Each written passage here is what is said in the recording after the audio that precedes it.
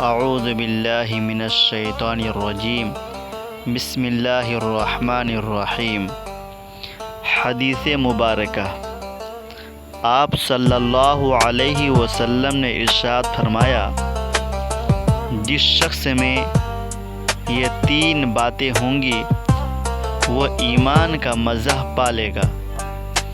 ایک یہ کہ وہ شخص جسے اللہ جل شانہ اور اس کا رسول صلی اللہ علیہ وسلم ان کے ما سوا سے زیادہ عزیز ہوں، اور دوسرے یہ کہ جو کسی بندے سے محض اللہ تبارک و تعالی شانہ ہی کے لیے محبت کرے، اور تیسری بات یہ کہ جسے اللہ جل شانہ نے کفر سے نجات دی ہو، پھر دوبارہ کفر اختیار کرنے کو وہ ایسا برا سمجھے جیسا آگ میں گر جانے کو وہ برا جانتا ہے۔